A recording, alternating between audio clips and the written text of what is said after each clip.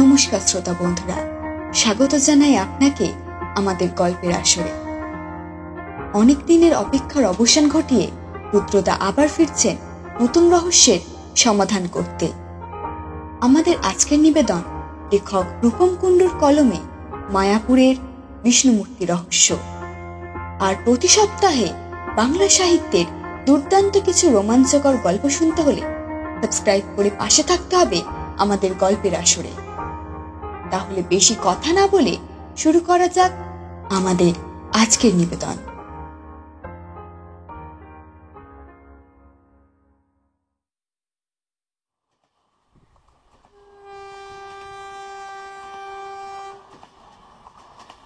জানলার বাইরে চোখ রাখতেই লক্ষ্য করলাম কলকাতা থেকে যত দূরে যাচ্ছি ততই শহরের যান্ত্রিকতা কমে প্রাকৃতিক সৌন্দর্যের বহিঃপ্রকাশ ঘটছে। ছোট বড় কাঁচা পাকা বাড়িঘর, নানা ধরনের মানুষ, ধুধু জলাজমি, ধানক্ষেত, কোথাও বা গরু চড়ছে। রাতে এক পশলা বৃষ্টি হয়ে যাওয়ায় গাছের পাতাগুলোও এখনো সিক্ত, যা সকালের হালকা রোদের সোনালি আভায় চিকচিক করছে। আর সেই সব কিছুকে পেছনে ফেলে আমাদের ট্রেন দ্রুত গতিতে ধেয়ে চলেছে কৃষ্ণনগর স্টেশনের উদ্দেশ্যে। মনটা এখনই বেশ ভালো হয়ে গেল। ও হ্যাঁ, আমার পরিচয়টা দিয়ে রাখি। আমি অনি। কলেজের ছুটিতে রুদ্রদা ও অবন্তীদির সাথে মায়াপুরে বেড়াতে যাচ্ছি। আসলে রুদ্রদা নিজের ডিটেকটিভ সত্তাটাকে পুরোপুরি কাজে লাগাতে পারে এমন কোনো কেস নাকি এখন তার হাতে নেই, তাই আমাদের এই মায়াপুরে যাত্রা। মাঝে রুদ্রদা জানালো হরিহর মুখার্জি নামে এক ব্যক্তির মায়াপুরে নিজস্ব হোটেল আছে, নাম ভাগীরথী গেস্ট হাউস। আমরা সেখানেই উঠছি। ট্রেন কৃষ্ণনগর স্টেশনে পৌঁছতে প্রায় 1টা বেজে গেল। ট্রেন থেকে নেমে বাইরে আসতেই একটা বছর 45-এর লোক আমাদের কাছে এসে বলল, আপনি নিশ্চয়ই রুদ্র দাদাবাবু, তাই না? আপনারা কলকাতা থেকে আসছেন, তাই তো? আগে হ্যাঁ, নমস্কার। নমস্কার, আমি সুকেশ। আমি আপনাদের ভাগীরথী গেস্ট হাউসে নিয়ে যেতে এসেছি। আসুন, জিনিসপত্রগুলো আমার হাতে দিন। ওই যে গাড়ি। ভাগীরথী গেস্ট হাউসে পৌঁছতে 1 ঘন্টা মতো লাগলো। সেখানে প্রবেশ করতেই একজন বছর 55-র ভদ্রলোক আমাদের সাদরে আমন্ত্রণ করলেন। চেহারা বেশ হৃষ্টপুষ্ট, এক হাতে মোটা একটা বালা, সম্ভবত সোনার, দুহাত মিলিয়ে সর্বমোট 5টি আংটি, গলায় মোটা একটা সোনার হার, সাথে ধবধবে সাদা ফতুয়া ও পাজামা। ওনার ভাবভঙ্গি দেখে বুঝতে বাকি রইল না যে ইনি হলেন এই গেস্ট হাউসের মালিক হরিহর মুখার্জি। আরে আসুন আসুন রুদ্রবাবু, প্রায় 2 বছর পর কেমন আছেন? আমি ভালো আছি, আপনি? আমি তো একরকম আপনার আশীর্বাদে ভালোই আছি। আপনি বলুন। বেশ, আলাপ করে দিই। অনিদি, ইনি হলেন হরিহর মুখার্জি। শান্তিনিকেতনে বছর 2 আগে একটা কেসের ব্যাপারে পরিচয় হয়। আর হরিহর বাবু, এই হলো আমার ভাই অনি। কলেজের ছুটিতে আমাদের সাথে বেড়াতে এসেছে। আর ইনি আমার দিদি অবন্তীদি। নমস্কার। নমস্কার। নমস্কার, আসুন। সুকেশ আপনাদের ঘর দেখিয়ে দেবে। দুপুরবেলাটা খেয়ে নিয়ে বিশ্রাম করে নিন, কারণ ইস্কনের মন্দির সেজে উঠবে সন্ধেবেলা। আপনারা না হয় তখনই পৌঁছে যাবেন। আজকে মন্দিরে পুজো দিয়ে একটু ভালোভাবে ঘুরে নিয়ে রাতে বিশ্রাম করে নেবেন খন। তারপর কালকে আপনাদের চারপাশটা একবার ঘুরে দেখানোর ব্যবস্থা আমি করে রাখছি। অসংখ্য ধন্যবাদ। এবেলার মতো নিরামিষ ভাত, ডাল, তরকারি খেয়ে আমরা 3জনেই একটু ঘুমিয়ে নিলাম। সন্ধ্যাবেলা যথাসময়ে উঠে মন্দিরের বাইরে থেকে পুজোর ডালা কিনে প্রায় 1 ঘন্টা যাবৎ নাম সংকীর্তনে অংশগ্রহণও করলাম। পূজাপাঠ, হোম, সান্ধ্য আরাধনা সব সম্পন্ন করে আমরা মন্দিরটা ঘুরে দেখতে লাগলাম। ইস্কনের উপরে পৌঁছে চারিদিকে তাকালে অনেক দূর পর্যন্ত দেখা যায়। রাতের মায়াপুর সত্যিই অন্যরকম। রাস্তায় লোক সমাগম, প্রায় প্রতিটি দোকানেই খরিদ্দারের ভিড়। স্বদেশি বিদেশি সব রকম মানুষই নিজেদের বৈষম্য ভুলে বৈষ্ণব ধর্মের প্রতি নিজেদের ভক্তি জ্ঞাপন করে চলেছেন। অবন্তীদি শ্রী শীল প্রভুপাদের অনুদিত শ্রীমদ্ ভগবত গীতার একটা সংকলন কিনেছে। ছাদে দাঁড়িয়ে ও সেটাই পাতা উল্টে উল্টে দেখছে। আর রুদ্রদা মাঝে মাঝে দূরের আকাশ ও নিচের লোক সমাগমের দিকে তাকিয়ে কি যেন ভাবছে। এমন সময় একজন ভদ্রমহিলা অন্যমনস্কভাবে চলতে চলতে কিছুতে হোঁচট খেয়ে সোজা রুদ্রদার উপরে এসে পড়ল। তারপর নিজেকে একটু সামলে নিয়ে বলল, আই এম ভেরি সরি, আমি আসলে একটু অন্যমনস্ক হয়ে হাঁটছিলাম তো, প্লিজ কিছু মনে করবেন না। কোনো ব্যাপার না, আপনি ঠিক আছেন? সম্পূর্ণ ঠিক আছি বললে একটু মিথ্যে কথাই বলা হয়, তবে হ্যাঁ, আপাতত ঠিক আছি। বেশ। মহিলা মৃদু হাসলেন। তার বয়স 30-এর আশেপাশেই হবে। পরনে অতি সূক্ষ্ম কারুকাজ করা নীল সালোয়ার কামিজ, হাতে কয়েক গাছা কাঁচের চুড়ি, গলায় সরু সোনার হার, কানে দুল, চুলগুলো একটু আধুনিক ধাঁচে একপাশে ফেলা, ফর্সা গায়ের রং, ভাসা ভাসা চোখ, কপালের মাঝে ছোট্ট একটা কালো টিপ। রুদ্রদা ওদিক থেকে চলেই আসছিল, তিনি পিছু ডাকলেন। রুদ্রবাবু একটু দাঁড়ান। আমি স্তম্ভিত। অবন্তী দিয়েও কখন জানি না আমার পাশে এসে দাঁড়িয়েছে। রুদ্রদা পেছনে ফিরে তাকালো। অবাক হওয়ার মতো তো কিছুই হয়নি। কলকাতায় ডক্টর রায়ের একের পর এক খুনের কেস আপনি তো সমাধান করেছিলেন। তারপর প্রখ্যাত আনুবিসের মূর্তি চুরি যাওয়ার পিছনে যে রহস্য, সেটাও তো আপনি উদ্ঘাটন করলেন। আপনার এইসব অসামান্য কীর্তির কথা খবরের কাগজে বড় বড় করে প্রকাশ পেয়েছিল, সেখান থেকেই আপনার ব্যাপারে জেনেছি। নমস্কার, আমার নাম সোহিনী অধিকারী, প্রখ্যাত ব্যবসায়ী প্রশান্ত অধিকারীর মেয়ে। বলেই তিনি রুদ্রদার দিকে হাত বাড়িয়ে দিলেন। রুদ্রদাও হাত মিলিয়ে বলল, প্রশান্ত অধিকারী টেক্সটাইল বিজনেসে অন্যতম নাম। জীবনের সঞ্চিত সম্পত্তি ও আয়ের বেশিরভাগ অংশই উনি গরিব ও অসহায় মানুষদের জন্য দান করে থাকেন। Is a philanthropist. রাইট, আমি ওনারই মেয়ে। বলছি, আমার না আপনার সাহায্যের ভীষণ প্রয়োজন। কিরকম? আপনি বরং কালকে সকালে একবার আমাদের বাড়িতে আসুন, মানে আপনারা সকলে মিলেই আসুন। সেখানেই না হয় ব্রেকফাস্টে বসে একটু কথা বলা যাবে। আমি জানি আপনারা হয়তো ঘুরতে এসেছেন, কিন্তু আপনি এলে আমাদের যে ভীষণ উপকারী হবে। এই যে ঠিকানাটা। বেশ। হোটেলে ফিরে রুদ্রদার মুখের ভাব একটু উদাসীন লাগল। অবন্তীদি বলল, তুই যাতে কেস পাস সে বিষয়ে প্রার্থনা করলাম। আর দেখ, ঠাকুর শুনেও নিলেন। আজ বৃহস্পতিবার, লক্ষ্মীবার বলে কথা।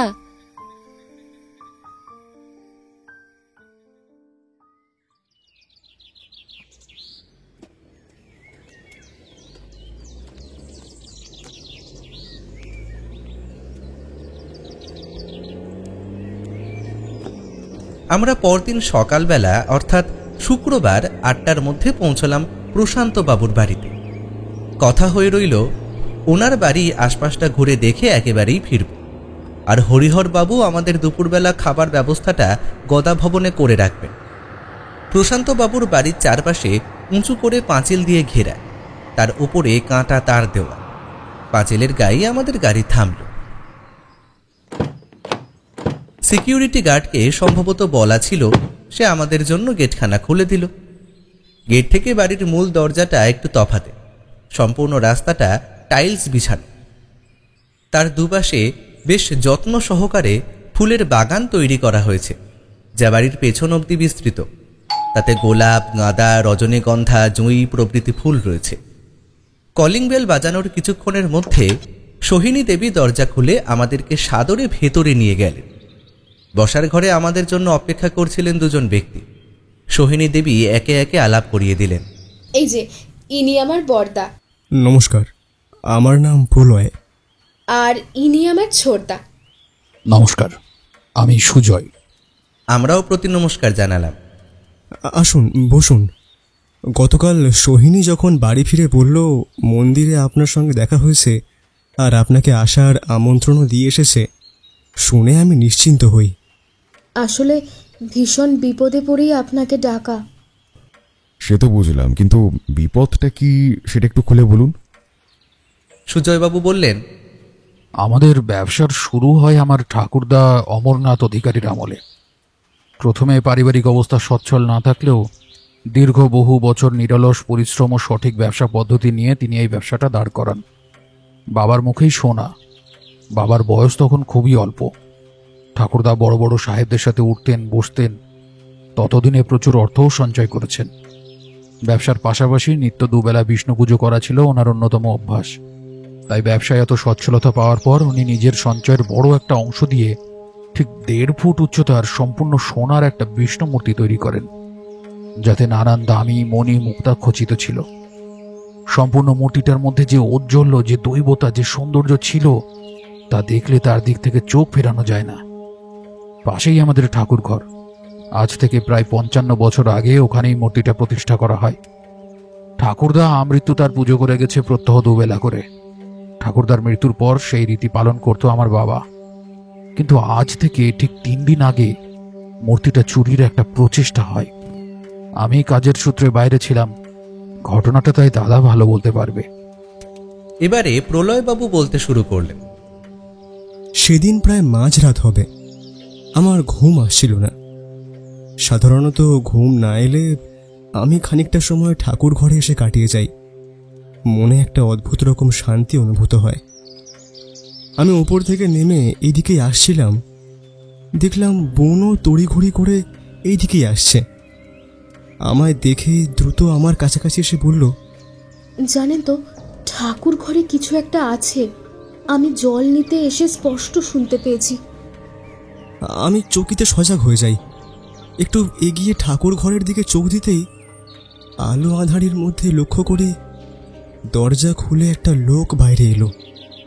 হাতে কাপড়ে মোড়া একটা বড় ধরনের সামগ্রী। আমি তো চিৎকার করে উঠলাম, এই কে রে? বলতেই সে উন্মাদের মতো আমার দিকে ছুটে এসে সজোরে একটা ধাক্কা মারল। আমি ছিটকে পড়লাম সিঁড়ির বাঁ পাশে, আর সে সেই সিঁড়ি দিয়েই উপরে উঠতে লাগলো। আমি নিজেকে সামলে আবার তার পিছু করলাম। ছাদের দরজা বহুদিন মেরামত করা হয়নি। সে সজোরে তাতে ধাক্কা মারতেই তা ভেঙে গেল। ততক্ষণে আমিও ছাদে পৌঁছে গিয়েছি। সে ছাদের ওপর গিয়ে হাতের সামগ্রীটা নিচে বাগানে ফেলে দিল। আমি বললাম, এখান থেকে পালাবার আর কোনো রাস্তা নেই, মুখ থেকে কাপড়টা সরা। এতটুকু বলেছি, তার মধ্যে দেখি সে ছাদের পাঁচিল টপকে নিচে নামতে লাগলো। আমাদের গেটে দিনু পাহারায় থাকে। আমি তাকেই বললাম, দিনু, এই দিনু, ওই যে এই লোকটাকে ধর, আরে পালাতে দিবি না ওকে। এদিকে লোকটা অতি সূক্ষ্মতার সাথে দোতলার সানসেটে নেমে সেখান থেকে ঝাঁপ খেয়ে নিচে পড়ল। তারপর ওই কাপড়ে মোড়া বস্তুটিকে কোলে করে নিয়ে পালাতে যাবে, তখনই দিনু ছুটে এসে তাকে ধরে ফেলে। হাতাহাতির মধ্যে তার হাত থেকে সেই বস্তুটি পড়ে যায়, আর দিনুকে ছাড়িয়ে সে দৌড়ে গিয়ে খুবই অবলীলায় পাঁচিলে উঠে কাঁটা তার টপকে অপর পাশে ঝাঁপিয়ে পড়ে। বুঝলাম আজ আর তাকে পাওয়ার আশা নেই। দিনু কাপড়ে মোড়া বস্তুটা সঙ্গে করে নিয়ে ঘরে এলো। খুলে দেখলাম সেটি আমাদের এত বছরের পূজিত বিষ্ণু মূর্তি। আমি থানায় টেলিফোন করে সমস্ত ঘটনাটা বোসবাবুকে বললাম। এইসবের মাঝে বাবারও ঘুম ভেঙে গিয়েছিল। তিনি ওঠার পর সমস্ত ঘটনা শুনে একরকম থম মেরে গেলেন। এর পরের দিন পুলিশ বাড়িতে এলো, সবকিছু দেখলো, আর বাড়ির বাইরে তাদের 2 জন লোককে পাহারাতেও নিয়োগ করে গেল। আমরা একটু নিশ্চিন্ত হলাম, কিন্তু গতকাল সকালবেলা উঠে যখন ঠাকুর ঘরে গেলাম, তখন আবিষ্কার করলাম বিষ্ণু মূর্তিটা সেখানে নেই।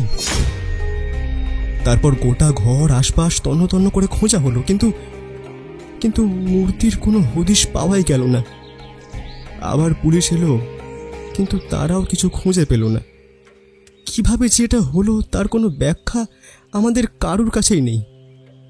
এবার আপনি যদি মূর্তিটা খুঁজে বার করতে পারেন, তবে আমরা ভীষণভাবে বাধিত হই। দেখুন, আপনার যা পারিশ্রমিক তা আপনি অবশ্যই পাবেন। আমি হতভম্বের মতো এতক্ষণ শুনছিলাম সমস্ত ঘটনাটা। রুদ্রদা প্রশ্ন করল, মূর্তিটার ব্যাপারে কে কে জানতো? এই কিছুদিন আগেই সঞ্জয় লীলা প্রভু এসে এই মূর্তিটা দেখে ভীষণ তারিফ করেছিলেন। এছাড়াও বাবার এক বন্ধু স্বপন সান্যাল, তিনিও গত মাসে এসে প্রথমবারের জন্য মূর্তিটা দেখে বলেন, এমন একটা জিনিস যদি আমার অ্যান্টিক্স কালেকশনে থাকতো। নবদ্বীপে ওনার নিজস্ব বাড়িও আছে। আর হ্যাঁ, হরিহর মুখার্জি। হরিহর মুখার্জি হোটেল ব্যবসায়ী? হ্যাঁ, কিছু মাস হলো আমার এই হোটেল ব্যবসায় একটু আগ্রহ জাগে। ওনার সারা ভারতবর্ষে প্রায় 52টি হোটেল, তাই এই বিষয়ে আলোচনা করার জন্য উনি আদর্শ মানুষ ছিলেন। এই সূত্রেই ওনার যাওয়া আসা শুরু হয়। একদিন উনি মূর্তিটাও দেখেন, পরে বাবার সামনেই বলে বসেন, যদি কিছু মনে না করেন তো একটা কথা বলি। আপনাদের বিষ্ণু মূর্তিটা নিঃসন্দেহে খুব সুন্দর, তবে ওটা যে কতটা দামি সে সম্পর্কেও আশা করি আপনারা বেশ অবগত। আমি ঠিকঠাক জায়গায় কথা বলিয়ে দিলে 3 কোটির মতো তো পেয়ে যাবেন। আপনার হোটেলের ব্যবসা কিন্তু খুব জোর কদমে শুরু হতে পারে। বাবা তৎক্ষণাৎ চিৎকার করে ওঠে, আপনার কি মাথাটা খারাপ হয়ে গেছে নাকি? ওটা আমার বাবার প্রতিষ্ঠা করা মূর্তি, বাড়িতে নিত্য পুজো হয়। আপনি কোন মুখে এটা বলতে পারলেন আমি সেটাই ভেবে পাচ্ছি না। আপনার মতো মানুষদের আমার এই বাড়িতে কোনো প্রয়োজনীয়তা নেই, আপনি আসতে পারেন। এটা প্রায় সপ্তাহ 3 আগের কথা। বেশ, তবে প্রশান্তবাবুর সাথেও একবার কথা বলতে পারলে ভালো হতো। নিশ্চয়ই, কিন্তু এখন আপনারা কথা বলে রাখুন, আমি পরে এসে না হয় একবার কথা বলে যাব। আর নিশ্চিন্ত থাকুন, আমার দিক থেকে আমি আমার সর্বস্ব দিয়ে চেষ্টা করব। তারপর রুদ্রদাও ঘরের আশপাশটা, ঘরের বিভিন্ন জায়গা ও ঠাকুর ঘর ভালোভাবে পরীক্ষা করে দেখল। তারপর সেখানে লাল শালুতে মোড়া একটা সিন্দুক দেখিয়ে প্রশ্ন করল, ঠাকুরদার কারিগর ওটা করেই মূর্তিটা পাঠিয়েছিলেন। সেটা প্রতিষ্ঠিত হওয়ার পর থেকে এটা এভাবেই পাশে রাখা রয়েছে। যদিও এটার চাবি হারিয়ে গেছে বহুকাল আগেই, তবু এটা একইভাবে রাখা রয়েছে। এরপর রুদ্রদা প্রাতরাশটা অন্য কোনো দিন সারবে জানিয়ে আমাদের সঙ্গে নিয়ে গাড়িতে এসে বসল আর বলল, চলো চলো এবার আশপাশটা একটু ঘুরে দেখা যাক, আর যাওয়ার পথে একটা খাবার দোকান থেকে দান করিও। সুকেশ গাড়ি স্টার্ট দিল। আমি ভাবলাম, এটা কেমন কথা হলো? এমন একটা জটিল কেস মাথায় নিয়ে ঘোড়ায় মনোনিবেশ করা কি আদৌ সম্ভব? আর খাওয়া নিয়েই বা সমস্যা কি হলো? অবন্তীদি দেখি আমার মনের কথাটাই বলল, হ্যাঁ রে, খেতে সমস্যা কি ছিল? আর দেখ, তুই যদি এখন ঘুরতে নাও যেতে চাস তাতে কোনো সমস্যা নেই, আমরাও পরেই যেতাম না হয়। আসলে ওখানে বসে খেতে গেলে কথায় কথায় দেরি হয়ে যেত, মাঝখান থেকে আজকে ঘোরাটাই আর হতো না। ঘুরে আসি, তারপর ভাবনা চিন্তা করব। খানিকক্ষণের মধ্যেই সুকেশ গাড়িটা একটা ছোট ধাবায় দাঁড় করাল। সেখানে পেট ভরে কচুরি আর তরকারি খেয়ে আমরা রওনা দিলাম শিবটোবা মন্দিরের উদ্দেশ্যে।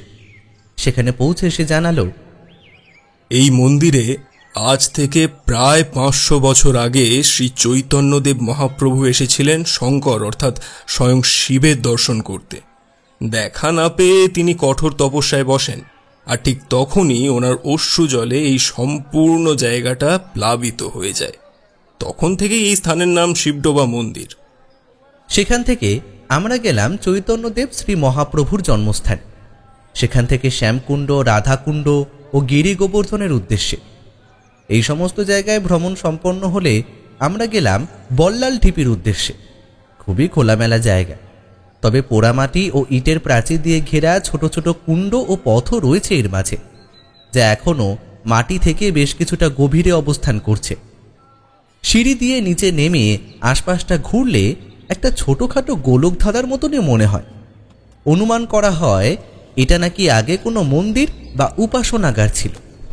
এমনই নানা জায়গা ভ্রমণ করে যখন গাড়ি ফিরে চলল, তখন রুদ্রদা সুকেশকে বলল, আচ্ছা, তুমি সঞ্জয় লীলা প্রভুকে চেনো? হ্যাঁ দাদাবাবু, ভারী ভালো মানুষ। ওনার বাড়ি চেনো? আগে ওনার একটা ছোট আশ্রম আছে, এই যাওয়ার পথেই পড়ে। বেশ, তুমি যাওয়ার পথে ওই আশ্রমের সামনে একটু দাঁড় করিও, কেমন?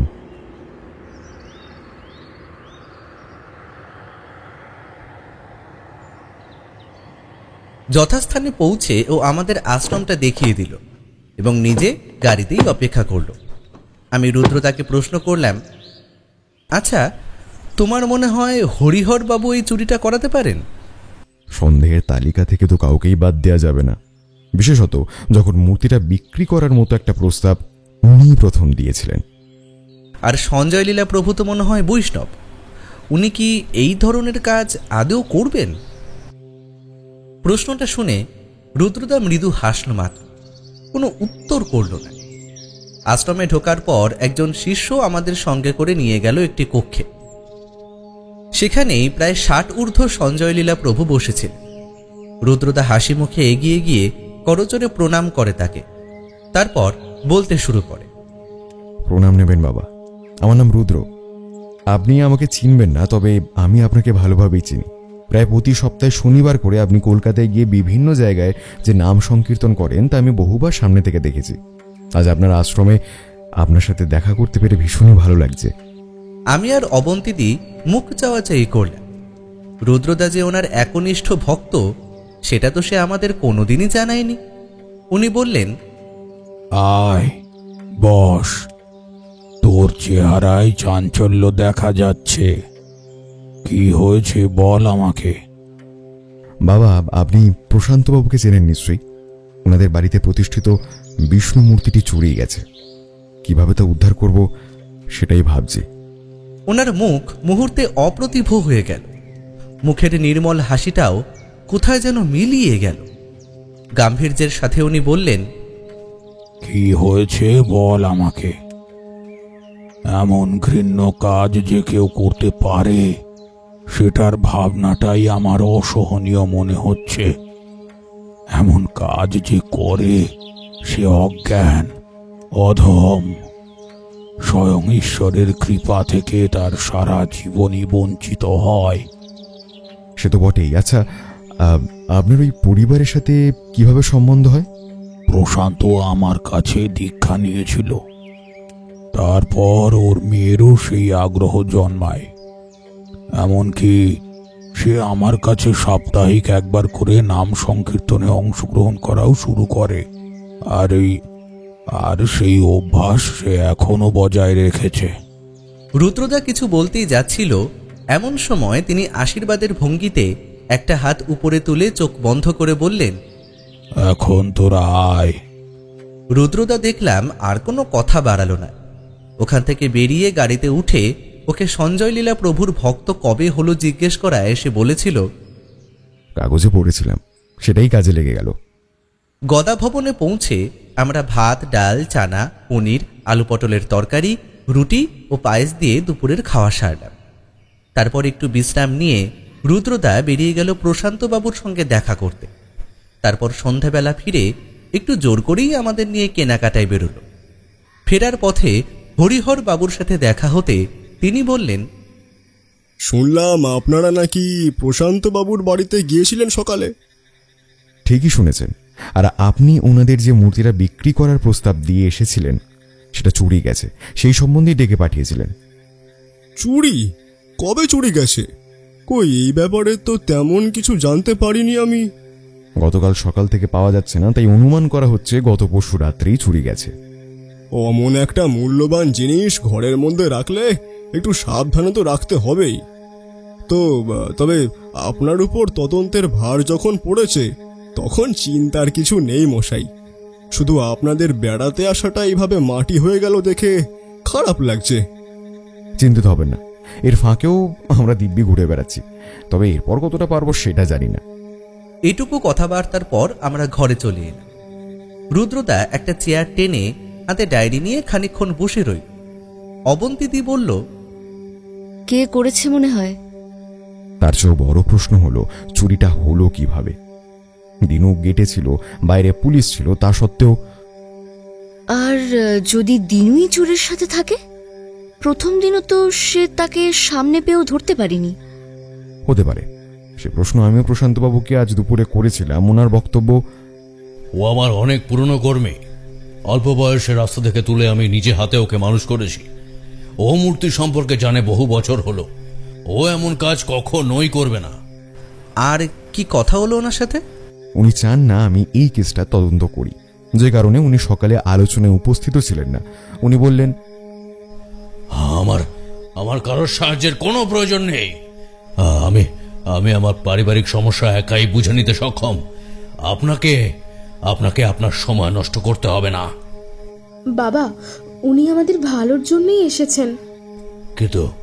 কিন্তু আমি যতদিন বেঁচে আছি ততদিন কিচ্ছু হবে না।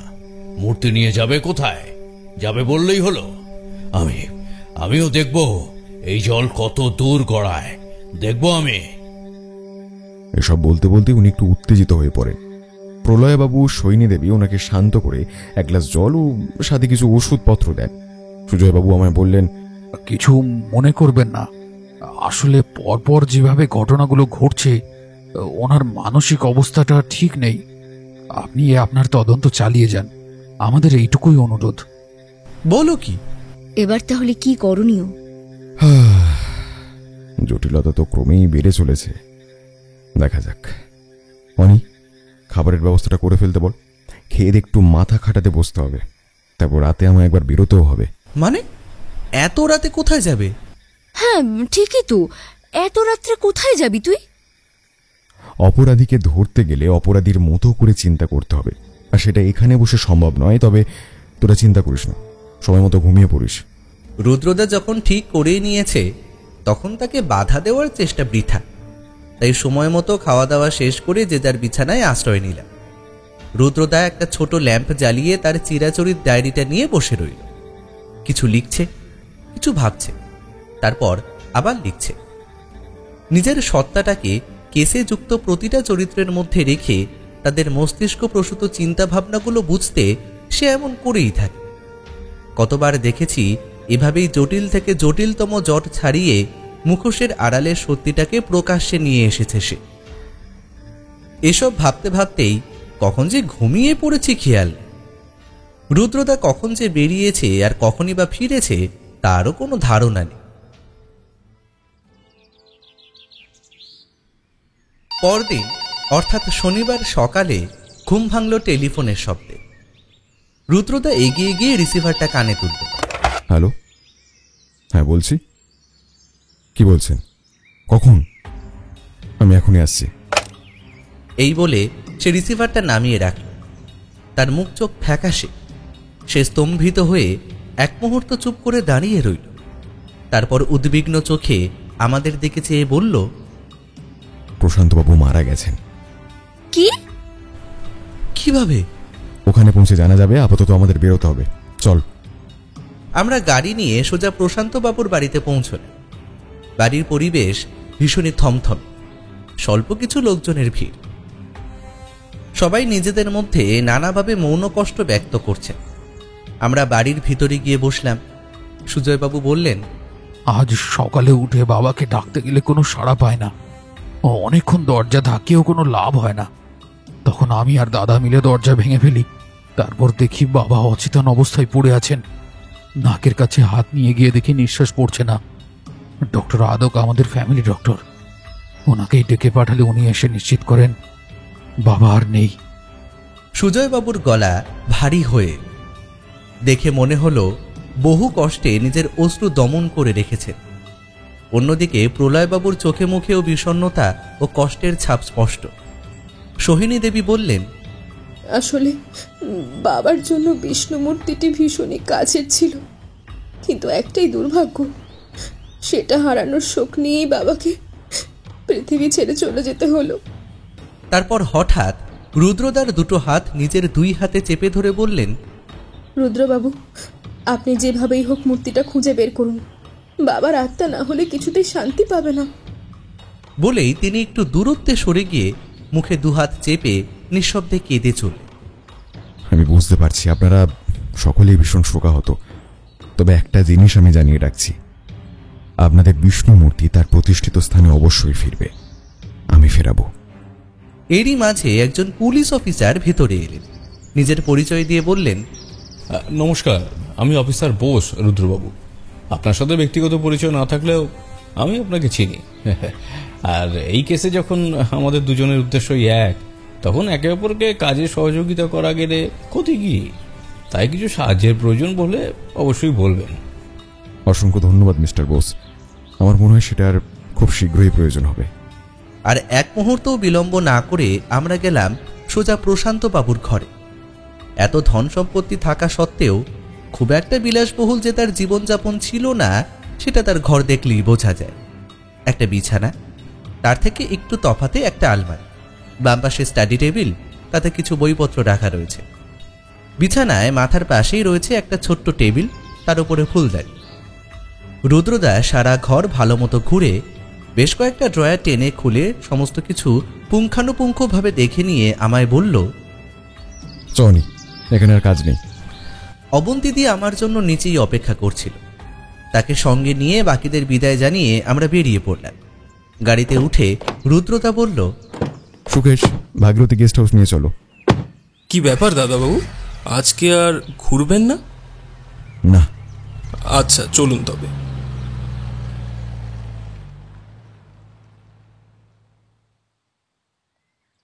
ভাগীরথী গেস্ট হাউস পৌঁছে জানা গেল হরিহরবাবু 3 তলায় 14 নম্বর ঘরে বিশ্রাম করছেন। আমরা সোজা সেই পথে পা বাড়ালাম।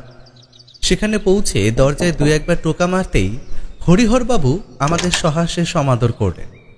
রুদ্রদা সেই আতিথেয়তার পরোয়া না করে ঘরের ভেতরে ঢুকে একটা চেয়ার অধিকার করে বসে হরিহরবাবুকেও তার সম্মুখে বসার জন্য ইঙ্গিত করল। তিনি প্রথমে একটু অবাক হলেও পরক্ষণেই নির্দিষ্ট স্থানে বসলেন আর বললেন, কি ব্যাপার? রুদ্রদা বলল, ব্যবসায়ী মানুষ আপনি, সারা দেশ জুড়ে এতগুলো হোটেল আপনার, তারপরেও আরেকজন ব্যক্তির পৈতৃক সম্পত্তি নিয়ে টানাটানি করে কি এমন পাবেন বলুন তো? না, মানছি 3 কোটি টাকা কিছু কম নয়, তবে তার জন্য আপনি কত দূর যেতে পারেন সেটাই জানতে চাইছি আর কি। এমন একটা প্রশ্ন হরিহরবাবু হয়তো আশা করেন, তাই স্বল্প সময়ের মধ্যেই তার মুখভঙ্গি হালকা বিকৃত হয়ে উঠল। তারপর বেশ রাগান্বিত কণ্ঠে তিনি বলে উঠলেন, রুদ্রবাবু, এসব কি বলছেন? হ্যাঁ, এটা ঠিক যে আমি ব্যবসায়ী মানুষ, সমস্ত কিছুই কম বেশি মূল্য দিয়ে বিচার করি, আর সেটা করি বলেই আজকে আমি এই জায়গায় দাঁড়িয়ে আছি।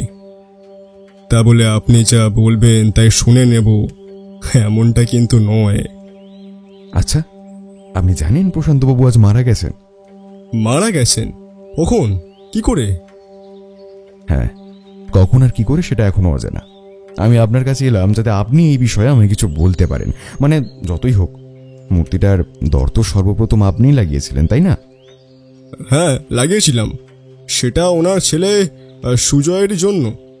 ওদের ব্যবসার বর্তমান যা পরিস্থিতি, তাতে নতুন করে হোটেল ব্যবসা করা সম্ভব নয়।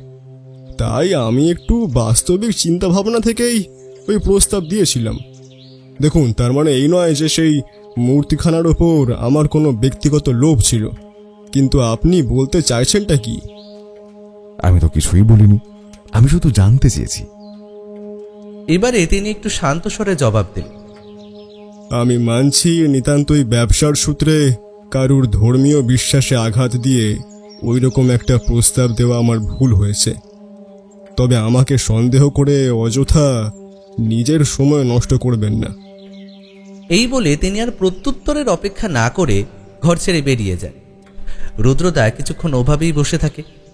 তারপর, তোরা একটু বিশ্রাম করে দুপুরের খাওয়া দাওয়াটা সেরে নিস, বুঝলি? আমার ফিরতে একটু দেরি হতে পারে বলে সোজা বেরিয়ে যায়। আমরাও নিজেদের ঘরে ফিরে আসি। বিশেষ কিছু করার ছিল না, তাই অবসর সময়টা কোনো রকমে কাটিয়ে দিলাম। আমি আর অবন্তিদি এও ঠিক করলাম যে দুপুরের খাবার পরও যদি রুদ্রদা এসে না পৌঁছয় তবে একটু বাইরের দিকে বেরোব। দুপুর 2:30 বেজে যাওয়ার পরও যখন রুদ্রদা এলো না, তখন আমরা বেরিয়ে পড়লাম। এমন সময় দেখি দূরে একটা রিক্সা করে রুদ্রদা এদিকেই আসছে। আমাদের একদম সম্মুখে নেমে রিক্সাওয়ালার ভাড়া মিটিয়ে গাড়িতে চড়ে বসলো, আর আমাদেরও বলল, এখন দাঁড়িয়ে দেখার সময় নেই, তাড়াতাড়ি বস। সুকেশ, আমাদের ফেরিঘাটে নিয়ে চলো, নবদ্বীপ যেতে হবে একবার। আমি আর অবন্তিদি উঠে বসলাম। অবন্তিদি আজকে সকালে প্রশান্তবাবুর খবরটা পাওয়ার পর থেকে ভীষণ চুপচাপ হয়ে গিয়েছিল। এবারে সে বলল, রুদ্র, আজকে চোখের সামনে একটা জলজ্যান্ত মানুষ মারা গেল। তুই এই কেসটা তাড়াতাড়ি মেটা। আমার আর ঘোরার ইচ্ছে নেই, এখন শুধু বাড়ি ফিরতে চাই। আমরা একটা কাজেই যাচ্ছি, তার পাশাপাশি যদি একটু ঘোরাও হয়ে যায় তবে ক্ষতি কি? আর এই অবস্থায় হোটেলে চুপচাপ একা বসে থেকে করবই বা কি? এসব নানা কথার মাঝে আমরা মায়াপুর ফেরিঘাটে পৌঁছলাম। সুকেশকে বলা হলো সে যেন আমাদের জন্য এখানেই গাড়ি নিয়ে অপেক্ষা করে, আমরা সন্ধ্যা নাগাদ ফিরে আসব। নৌকো নবদ্বীপে পৌঁছতে যতটুকু সময় নিল তার মাঝেই আমরা এই জলযাত্রার সম্পূর্ণ আনন্দ উপভোগ করার চেষ্টা করলাম। এখানে ভাগীরথী ও জলঙ্গির মিশ্রণ নদীর বুকে এক বৈচিত্র্যময় নান্দনিক দৃশ্য গড়ে তুলেছে। দেখে মনে হয় এই নদীর অর্ধেক জল সবুজ আর অর্ধেকটি সাদা। নদীর জল ছলাৎ ছলাৎ শব্দে আমাদের নৌকোয় লেগে ক্রমাগত ছোট ছোট ঢেউ তৈরি করে চলল। নবদ্বীপে নেমে রুদ্রদাকে অনুসরণ করে মিনিট 5 হাঁটার পর আমরা পৌঁছলাম একটা দোতলা লাল রঙের বাড়ির সামনে। রুদ্রদা কলিং বেল বাজালো। একটু অপেক্ষার পর একজন চশমা পরা বয়স্ক ভদ্রলোক বাইরে এলেন। পরনে ধুতি ও পাঞ্জাবি। তার মাথার অধিকাংশ জুড়েই টাক পড়েছে, তবে শরীর স্বাস্থ্যের খেয়ালে রেখেছেন বলেই হয়তো চামড়া এখনো কুঁচকে যায়, কারণ তার শরীরের গঠন ও মুখ দেখে তো আন্দাজ করাই যায় তার বয়স 60 তো হবেই। তিনি চশমার ফ্রেমের ওপর দিয়ে আমাদের 3 জনকে এক নজর ভালো করে দেখে বললেন, কে আপনারা? কি চাই এখানে? নমস্কার, আমার নাম রুদ্র শঙ্কর রায়। আপনি স্বপনবাবু তো? আগে হ্যাঁ। কয়েক সপ্তাহ আগে আপনি প্রশান্তবাবুর বাড়িতে যে বিষ্ণু মূর্তিটা দেখে এসেছিলেন সেটা চুরি গেছে, সেটার বিষয়ে একটু কথা বলা ছিল। আপনি কি পুলিশের লোক? আগে না, আমি একজন প্রাইভেট ডিটেকটিভ। প্রশান্তবাবুর পরিবার আমাকে নিযুক্ত করেছেন। একটু ভিতরে গিয়ে বসা যাক? একটু ক্ষুণ্ণ মনেই ভদ্রলোক বললেন, আসুন। তারপর ওনার বসার ঘরে নিয়ে গিয়ে আমাদের মুখোমুখি বসে বললেন, করুন, কি জিজ্ঞাসা করার আছে? আসলে আমাদের এখানে আসার উদ্দেশ্যটা ভ্রমণই ছিল, কিন্তু তারপর এত বড় একটা চুরি ও যার বাড়ি থেকে চুরি হলো সেই মানুষই আজকে আমাদের মাঝে নেই। এমন একটা বিষয় থেকে কি মুখ ফিরে থাকা যায়? চুরি না হয় বুঝলাম, কিন্তু মানুষটা নেই মানে? প্রশান্তবাবু আজ মারা গেছেন। আপনি খবর পাননি? প্রশান্ত মারা গেছে? না, এই খবর তো আমি পাইনি। কিভাবে হলো? না, রিপোর্ট এখনো আসেনি, এলে জানা যাবে। আমি তো ভাবতেই পারছি না, এই কদিন আগেই দেখা হলো আমাদের, এভাবে। যতটা আশ্চর্য আপনি প্রশান্তবাবুর মৃত্যু সংবাদ শুনে হলেন, ততটা আপনি মূর্তি চুরির ব্যাপারে হলেন না। এটা কেন? একটা মানুষ চলে যাওয়া আর একটা মূর্তি চলে যাওয়ার মধ্যে পার্থক্য আছে রুদ্রবাবু। আর তাছাড়াও আমার ভীষণই ভালো বন্ধু ছিল। আমার মনটা তো এখনো মানতেই চাইছে না।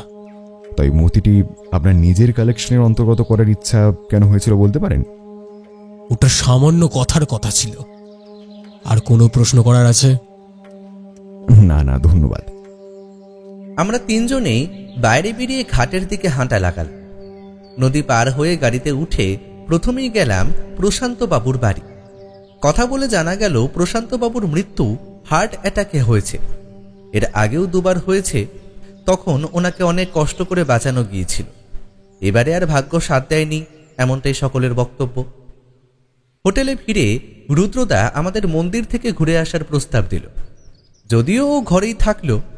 আমি আর অবন্তীদি যখন ফিরলাম তখন প্রায় 8টা বাজতে যায়। এসে দেখি রুদ্রদা একটা চেয়ারে বসে শূন্য দৃষ্টিতে চেয়ে রয়েছে দেওয়ালের দিকে। অবন্তীদি প্রশ্ন করল, কিছু কি ঠাউর করতে পারলি? সাথে আমিও বললাম, হ্যাঁ রুদ্রদা, কিছু তো বলো। আমাদের কথার প্রত্যুত্তরে একটা 4 ভাঁজ করা ছোট চিরকুট আমাদের হাতে দিয়ে সে বলল, জোরে জোরে পড়। হাতের লেখাটা একটু বাঁকাচোরা ছিল, তাই সবটা ভালোভাবে বুঝে নিয়ে আমি পড়তে শুরু করলাম। যেথায় নাই কোনো আশ, সেখানেই তেনার বাস। জুথিকাময় সমারোহ প্রাচীর করে গ্রাস। হস্তক্ষেপ করলে মাঝে পেতেও পারো আভাস। এ কি? এ তো একটা ছড়া। নাকি কোনো রকম ধাঁধা? হ্যাঁ, তাও সম্ভব। এটা কি রুদ্র? রুদ্রদা আমাদের কথা শুনে মুচকি হাসল, তারপর বলল, ধাঁধাই বটে। এটা প্রশান্তবাবুর লেখা, সম্ভবত হার্ট অ্যাটাক হওয়ার আগের মুহূর্তে। আমার সারা শরীরে এক মুহূর্তের জন্য শিহরণ খেলে গেল। কি বলছো কি রুদ্রদা? তার মানে মূর্তিটা চুরি যায়নি, বরং লুকিয়ে রাখা হয়েছে, আর প্রশান্তবাবুই সেটি লুকিয়েছেন। বলিস কি? তবে প্রলয়বাবু যে বলেছিলেন মূর্তি চুরি যাওয়ার আগের রাতেও চুরির চেষ্টা হয়েছিল, উনি কি মিথ্যে বলেছিলেন? না, তবে মূর্তিটা লুকানোর পিছনে ওই প্রচেষ্টাটা অন্যতম একটা কারণ হতে পারে। তবে সেই ব্যক্তি কে ছিল? সব প্রশ্নের উত্তর কাল পাওয়া যাবে। আপাতত আমার একটু বেরোতে হবে। আর হ্যাঁ, চিরকুটটা তোর কাছেই রাখ, ভাবনা চিন্তা করে দেখ কিছু মাথায় আসে কিনা, আমি ফিরে জিজ্ঞেস করব। বলেই সে আর একটাও মুহূর্ত অপেক্ষা না করে বেরিয়ে গেল। আমি আর অবন্তীদি ভাবনা চিন্তায় রত হলাম। প্রায় 11:30 নাগাদ রুদ্রদা ফিরল। কিন্তু এই কি, তার জামার একটা অংশ ছিঁড়ে গেছে, হাতের পাশে একটা ক্ষতচিহ্ন, জামা কাপড়ে রীতিমতো ধুলো লেগে আছে। কিন্তু অদ্ভুতভাবে তার ঠোঁটের কোণে একটা মৃদু হাসিও লেগে রয়েছে। অবন্তীদি তাকে ধরে চেয়ারে বসাল, তারপর তিরস্কার করে বলল, তোকে আগের দিনও বারণ করেছিলাম অচেনা অপরিচিত জায়গায় রাতের বেলা এভাবে না বেরোতে। এত দামি একটা জিনিস কতজনের নজর আছে তার ঠিক নেই, তাদের কি উদ্দেশ্য, তারা কি করতে পারে, আমাদের তো কিছুই ধারণা নেই। তোর কিছু হয়ে গেলে ভাই আমরা কি করব বলতে পারিস? শেষের কথাগুলো বলতে বলতে অবন্তীদি একটু আবেগপ্রবণ হয়ে পড়ল। রুদ্রদা তার হাতে হাত রেখে বলল, আমার কিচ্ছু হয়নি দি, সব সামান্য ব্যাপার। গোয়েন্দাগিরি করতে গেলে এমন ছোটখাটো বিপত্তি তো আসতেই থাকে নাকি। অবন্তীদির মুখভঙ্গিতে অভিমানের ছাপ স্পষ্ট। রাগ আমারও কম হয়নি। আমি জানি এই ধরনের কাজ ঝুঁকিপূর্ণ, কিন্তু আমিও তো বড় হয়েছি, এখন কলেজে পড়ছি। আমাকে সঙ্গে নিলে আমিও তো সাহায্য করতে পারতাম। কিন্তু আপাততর জন্য সেই ক্লেশ মনেই দমন করে বললাম, এমন কি করে হলো রুদ্রদা? ও তেমন কিছু নয়, সামনে একটু ভয় দেখানোর চেষ্টা করছিল।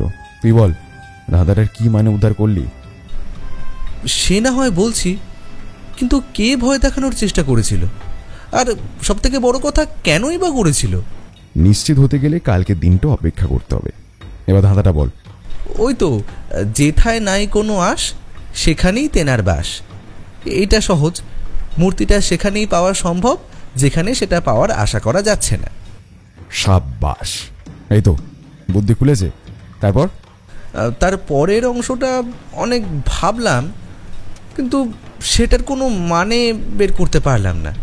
বেশ, আজ তবে এই অবধি থাক, রাত তো অনেকই হলো, ঘুমিয়ে পড়, কাল অনেক কাজ আছে।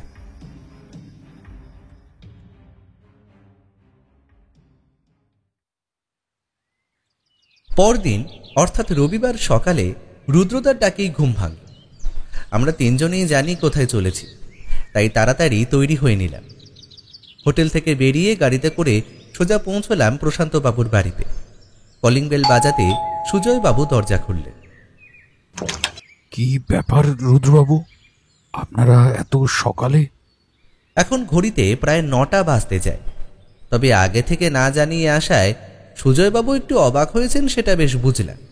রুদ্রদা বলল, সৈনীদেবী ফিরেছেন?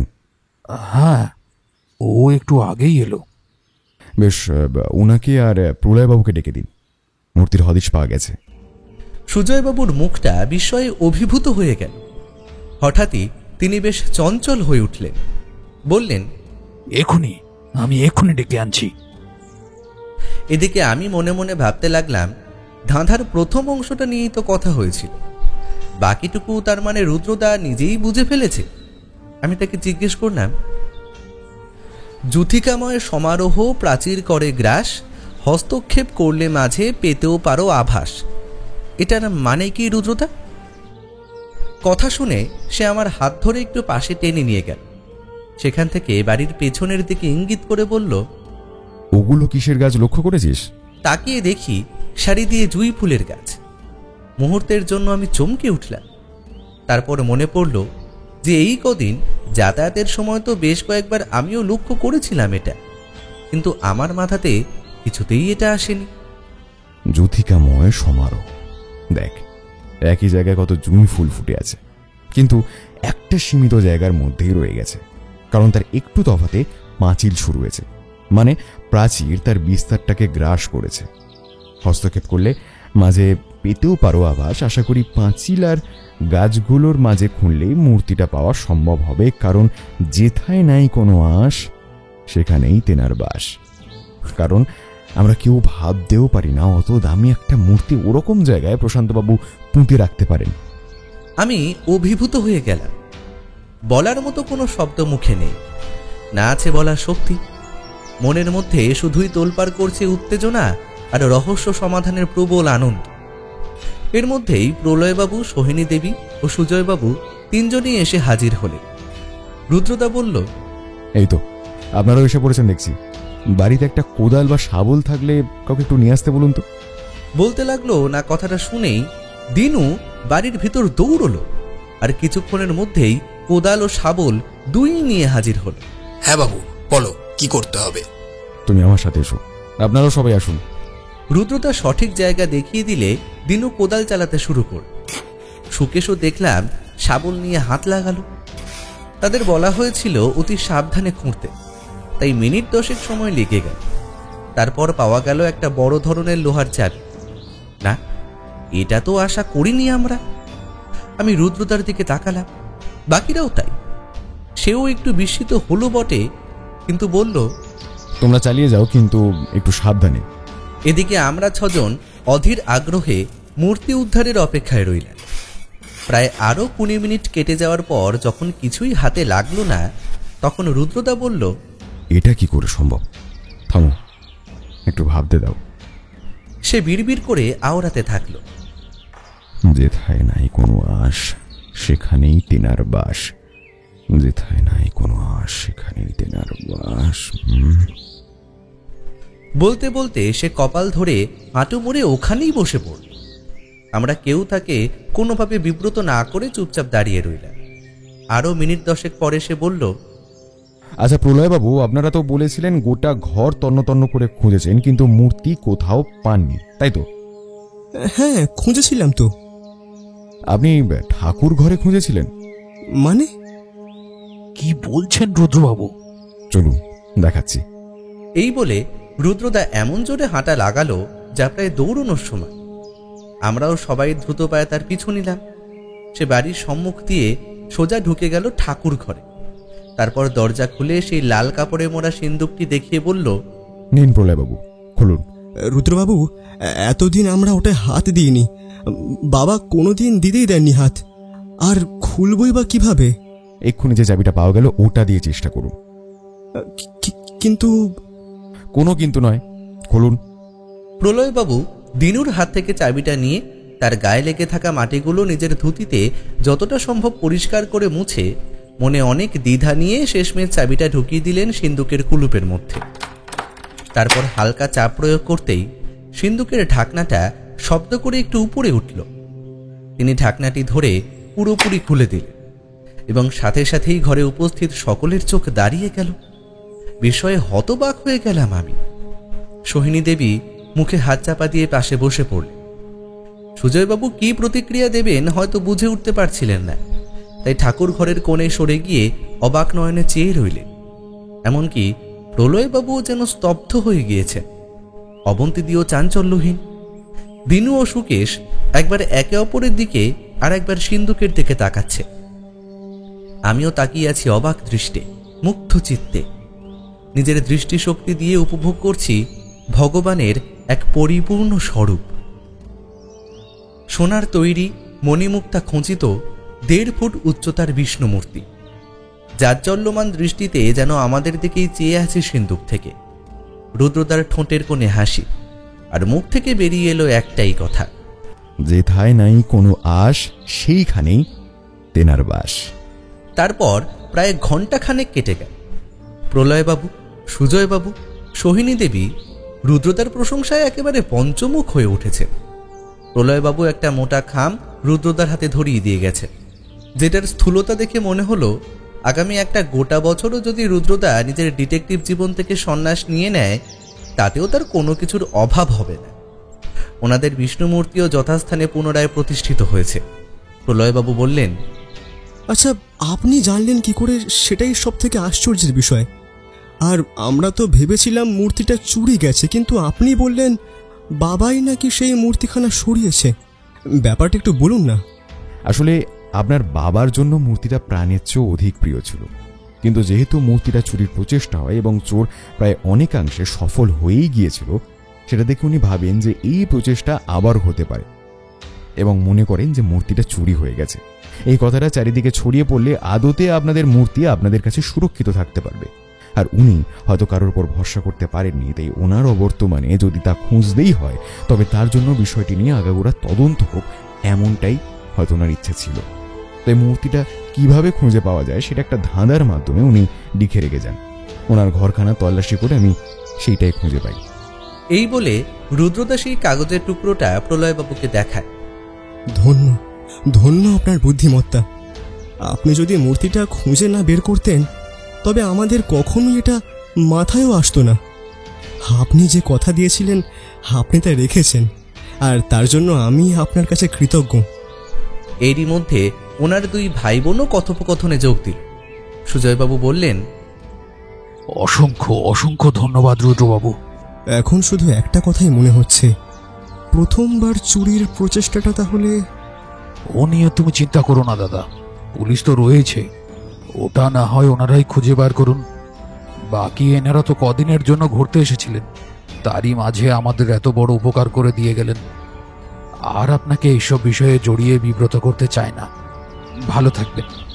আপনিও খেয়াল রাখবেন। আর হ্যাঁ, পারলে বাড়ির নিরাপত্তার জন্য আর 2-3 জন লোক নিয়োগ করুন। জানি ভরসাযোগ্য লোক পাওয়া একটু সময় সাপেক্ষ ব্যাপার, তবে যত তাড়াতাড়ি করতে পারবেন ততই ভালো হয়। নিশ্চয়ই, আমি দেখছি 2-1 দিনের মধ্যে যদি কিছু করা যায়। তারপর আরও কিছুক্ষণ নানা বিষয়ে কথাবার্তা বলে আমরা হোটেলের দিকে রওনা দিই। ফেরার পথে দেখলাম রুদ্রদা দিনুকে কি সব বুঝিয়ে তারপর গাড়িতে উঠল। আমি জিজ্ঞেস করলাম, দিনুকে কি বললে রুদ্রদা? এখনো তো এটা জানা গেল না যে কে প্রথমবার চুরির চেষ্টা করেছিল, আর গতকাল তোমাকেই বা কে ভয় দেখাতে চেয়েছিল? এগুলোর উত্তর জানতে হলে আজকে রাতে তোকেও আমার সাথে প্রস্তুত থাকতে হবে অনেক, কারণ আজকে আবার চুরি হবে। মানে তুমি কি করে জানলে? আমি নিশ্চিত নয়, তবে সম্ভাবনা প্রবল। এবার আমি কতটা ঠিক সেটা পরীক্ষা করে দেখার একটাই মাত্র উপায় আছে। কি উপায় রুদ্রদা? বলবো, অবশ্যই বলবো। হোটেলে ফিরে সময় মতো খাওয়া দাওয়া সেরে দুপুরে আমরা সকলেই বিশ্রাম নিলাম।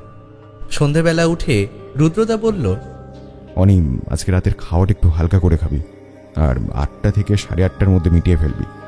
আবার কি করবি তুই? আমি একা নয়, আমরা। তোকে এখানেই থাকতে হবে, কারণ কাজটা বিপজ্জনক। আমাকে আর অনেকে যেতে হবে প্রলয় বাবুদের বাড়িতে। সেখানে আমি সঠিক জায়গা দেখে রেখেছি। আজ আমি, অনি আর দিনু সারা রাত বাড়ির বাইরে কিছু বিশেষ জায়গায় অপেক্ষা করব। অপরাধী লোভের বশবর্তী হয়ে পুনরায় চুরির চেষ্টা করবে আজ, এবং আমরা হাতে নাতে 2 জন অপরাধীকেই ধরব। 2 জন? 2 জন কে? সেটা প্রমাণ হওয়ার পর বলাটাই বোধহয় শ্রেয় হবে। কিন্তু তুই তো বলেছিস কাজটা ভীষণ বিপজ্জনক।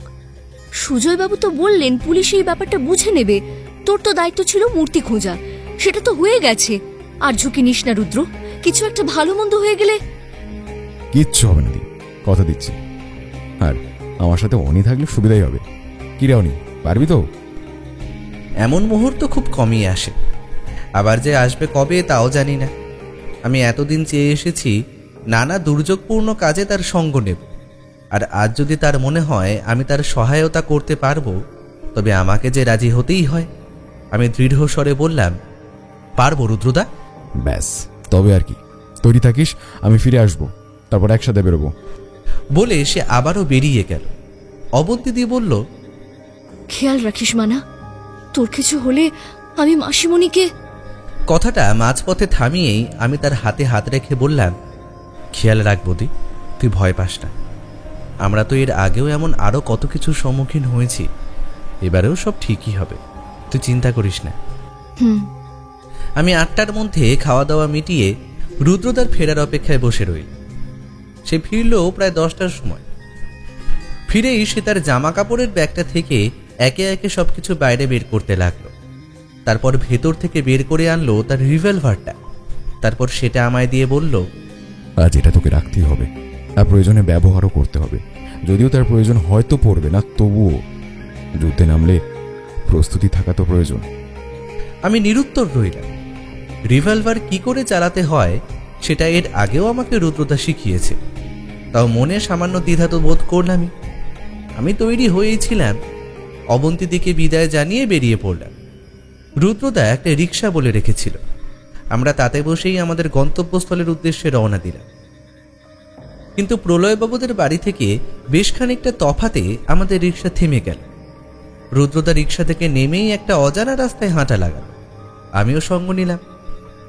তারপর মূল বাড়ি থেকে একটু দূরে দাঁড়িয়ে রুদ্রদা পকেট থেকে টর্চটা বের করে দুবার জ্বালালো আর নেভালো। বাড়ির গেটের দিক থেকেও সেই একই সংকেত এলো। সেটা দেখে রুদ্রদা আমাকে সঙ্গে নিয়ে বাড়ির পেছনের দিকে ছোট একটা ঝোপে আশ্রয় নিল। তার সঙ্গে আরও একটা ছোট টর্চ ছিল, সেটা আমার হাতে দিয়ে বলল, মন দিয়ে শোন, বাড়ির দুদিক তোর নজরে রয়েছে। যদি কাউকে দেখিস পাঁচিলের কাছাকাছিও আসতে, ওই যে অসত্য গাছটা দেখছিস, টর্চের আলোটা একবার গাছের উপর ফেলেই নিভিয়ে দিস। আমরা চলে আসবো, কেমন? আর সেটার পাশাপাশি এও খেয়াল রাখিস যে অসত্য গাছে আলো পড়ছে কিনা। যদি আমি বা দিনু কাউকে দেখি, আমরাও ওইভাবেই ডাকবো। দিনু সামনের দিকটা দেখছে, আমি ওপাশটায় রয়েছি।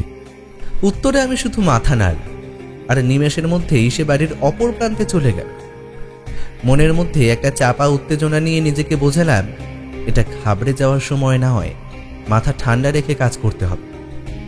বাড়ির দুদিকের পাঁচিল ও অশ্বত্থ গাছ সবকিছুর উপরেই তীক্ষ্ণ নজর রেখে বসে আছি প্রায় ঘন্টা 3 হবে।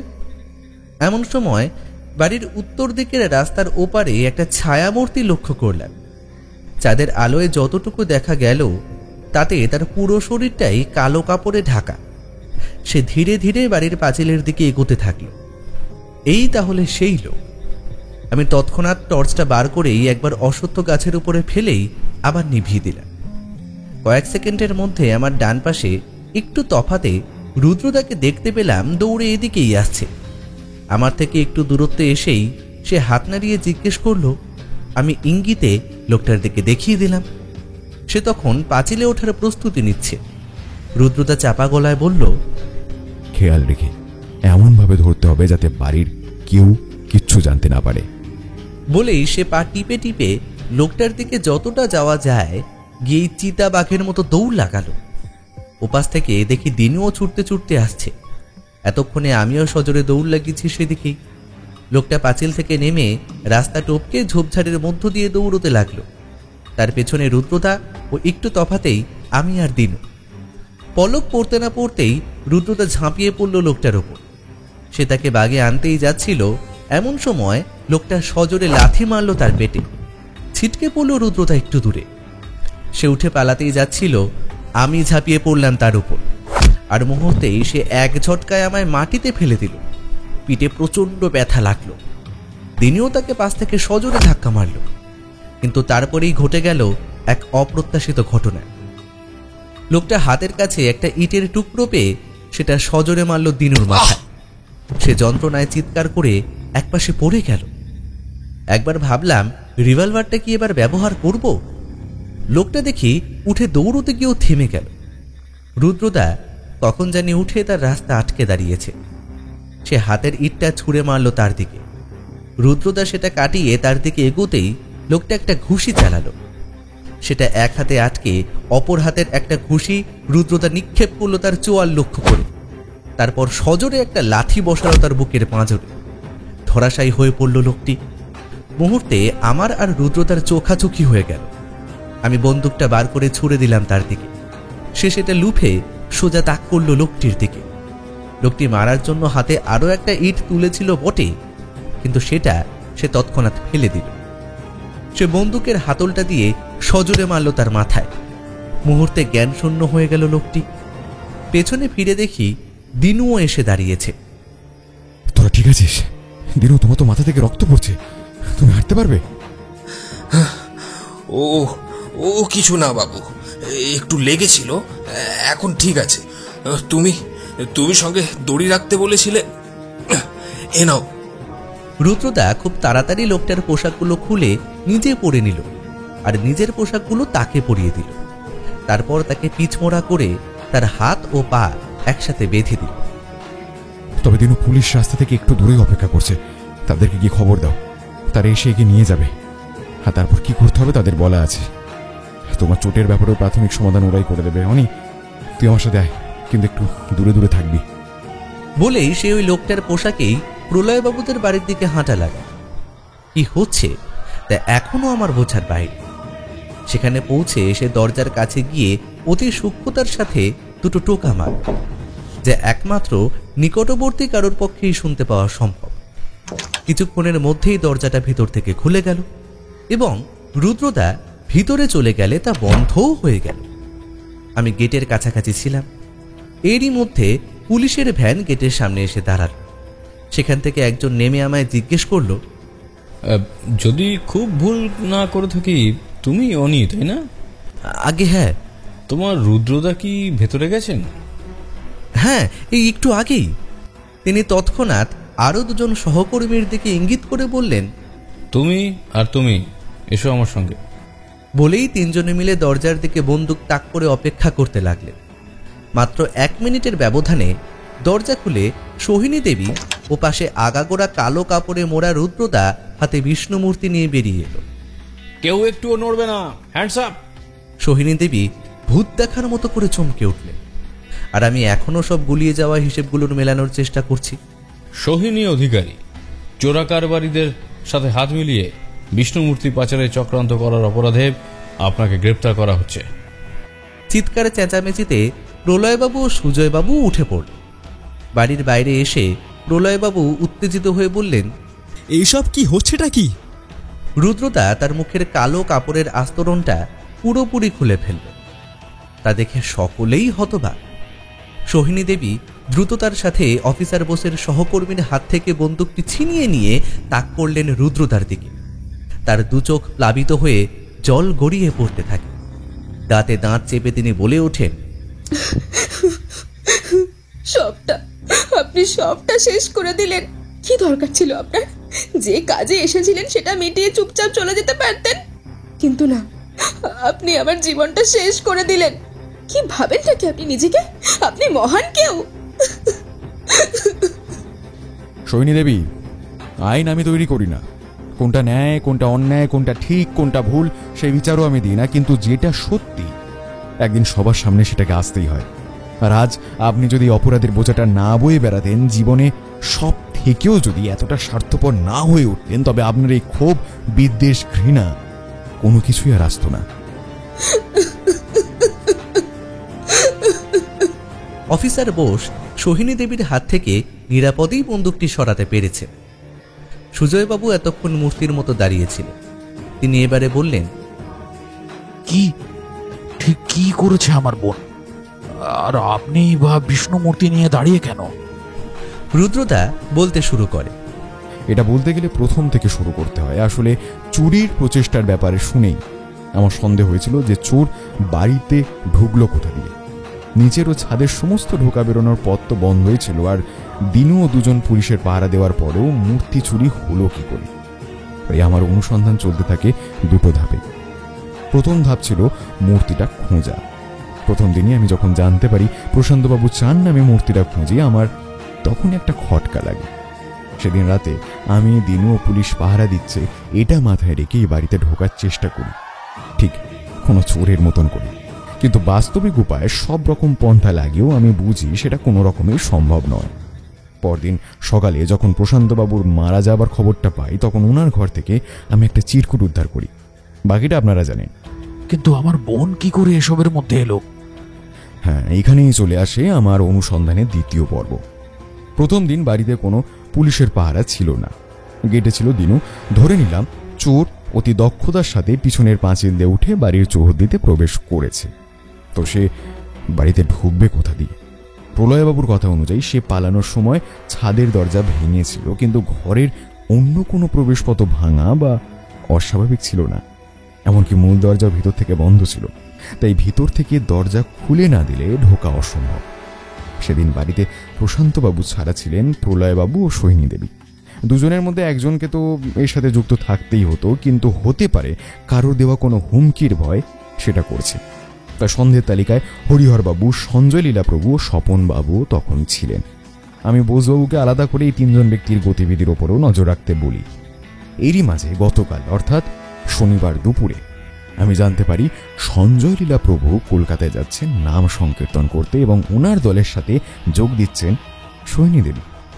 আসলে প্রতি শনিবারই ওনার সাথে কলকাতায় গিয়ে এই নাম সংকীর্তনে যোগ দিয়ে থাকেন সোহিনী দেবী। কিন্তু এবারে বিষয়টা একটু অদ্ভুত লাগে, কারণ সেই দিনই প্রশান্তবাবু মারা গেলেন। তাই ওই দিন দুপুরবেলায় সঞ্জয় লীলাপ্রভুর সাথে আমি দেখা করতে যাই এবং জানতে পারি যে সোহিনী দেবী প্রতি শনিবারই ওনাদের সাথে যান, কিন্তু মাঝে একটা দীর্ঘ সময় ওনাদের সাথে থাকেন না। উনি সাধারণত রাতে ফিরে নাম সংকীর্তনে যোগ দেন, আর এটা উনি বিগত বেশ কিছু বছর ধরেই করে আসছেন। তাই উনি ওই মাঝের সময়টা কি করেন তাও ওনার বাবার মৃত্যু পরবর্তী সময় সেটা দেখার জন্যই আমি আমার কলকাতা পুলিশের বহুদিনের পরিচিত বন্ধু শান্তনুবাবুকে টেলিফোন করি। সৈনী দেবীর বর্ণনা দিয়ে জানাই উনি সাদা রঙের হিন্দুস্তান অ্যাম্বাসেডার গাড়িতে যাচ্ছেন, যার নাম্বার 6435, এবং ওনাকে সৈনী দেবীর উপর নজর রাখতে বলি। উনি ওনার কাজ অত্যন্ত নিপুণতার সাথেই সম্পন্ন করেন। উনি আমায় জানান সোহিনী দেবী বিকেলের সময়টা কলকাতার রয়্যাল ক্যালকাটা টার্ফ ক্লাবে অতিবাহিত করেন। সেখানে উনি এমন কিছু ব্যক্তিদের সাথে সময় কাটান যারা বেআইনিভাবে ঘোড়ার রেসের ওপর লক্ষ লক্ষ এমনকি কোটি কোটি টাকার জুয়া খেলেন। তাদের অনেকেরই চোরা কারবারি। পুলিশ তাদের উপর নজর রাখে হাজতে পাঠানোর মতো একটা সঠিক প্রমাণের অপেক্ষায়। এমনকি পুলিশের একজন কর্মচারী সাধারণ মানুষের পোশাকে কাছ থেকে দাঁড়িয়ে সৈনী দেবীর সাথে অমনি একজন ব্যক্তির বাক বিতণ্ডাও হতে দেখে, যাকে সৈনী দেবী অনেক অনুরোধ করে বোঝান যে উনি যে করেই হোক সম্পূর্ণ টাকাটা জোগাড় করে দেবেন। এই খবরটা পাওয়ার সাথে সাথে আমার সন্দেহের তালিকা থেকে বাকি সমস্ত ব্যক্তির নাম মুছে যায়। রবিবার সকালের মধ্যে সৈনী দেবী ফিরে আসেন। আমি মূর্তিটা খুঁজে বার করি, ওনার সামনে প্রলয়বাবুকে বলি যাতে উনি ঘরের পাহারায় আরো কড়াকড়ি করেন, যা উনি 2-1 দিনের মধ্যে করে ফেলবেন এমনটাই জানান। তাই চুরি যদি করতে হয় তার জন্য আজই সঠিক দিন। সৈনী দেবী ভেবেছিলেন চুরিটা একজন অপরিচিত ব্যক্তি করলে আর কাজটা সফলভাবে হলে সন্দেহের আঙুল কখনোই ওনার দিকে ঘুরবে না। কিন্তু প্রথম দিন ওই তো আমাকে জানায়। কারণ উনি জানতেন আপনার রাতে না ঘুমাতে পারার অভ্যাসের কারণে ওদিকেই যাচ্ছেন আপনি, তাই ওই সময় ওটাই একমাত্র উপায় বলে ওনার মনে হয়েছে। কিন্তু আমি নিশ্চিত ছিলাম যে উনি চোরকে দরজা খুলে দিয়েছিলেন। তাই আজ আসল চোরকে ধরে তারই পোশাক পরে আমি সৈনী দেবীকে হাতে নাতে ধরার জন্য আপনাদের বাড়িতে ঢুকি এবং বিষ্ণু মূর্তিটি নিয়ে বাইরে অব্দি আসি। আসলে সৈনী দেবী আমাকে ওনার লোক ভেবে এগিয়ে দিতে ও দেখে নিতে এসেছিলেন যে আমি কোনোভাবে কারোর নজরে পড়ছি না তো। আর তোমার উপর হামলাটা? শনিবার রাতে সৈনী দেবীর লোক অন্ধকার রাস্তায় আমার উপর পিছন থেকে চড়াও হয়, কিন্তু আমি বুঝে যাই তার উদ্দেশ্য আমার অনিষ্ট করা নয়, আমাকে নিতান্ত একটু ভয় দেখানো। কারণ সৈনী দেবী ভেবেছিলেন এর ফলে আমি আরো দ্রুত মূর্তিটা খুঁজে বার করতে চাইব। প্রলয় ও সুজয়বাবু দুজনের চোখেই জল। প্রলয়বাবু মৃদুস্বরে প্রশ্ন করলেন, কিরে বোন, এত কিছু হয়ে গেছে? এইসব ঘটনা সত্যি? সোহিনী দেবীর কাছ থেকে কোনো উত্তর আসে না। তিনি মাথা নিচু করে একইভাবে দাঁড়িয়ে রয়েছেন। তার চোখ দিয়ে ফোঁটা ফোঁটা জল গড়িয়ে পড়ছে। অফিসার বোস এগিয়ে এসে বললেন, অসংখ্য ধন্যবাদ রুদ্রবাবু আমাদের তদন্তে এতটা সাহায্য করার জন্য। আপনার মতো মানুষ যতদিন আছে ততদিন দেশে অপরাধ ও অন্যায়ের উপর সততা ও সত্যের জয় সর্বদাই হবে।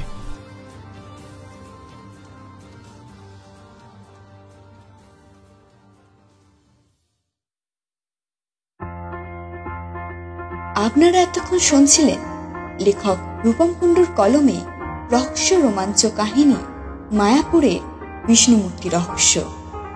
তাহলে কেমন লাগলো আমাদের আজকের নিবেদন? জানাতে ভুলবেন না কিন্তু। অসংখ্য ধন্যবাদ।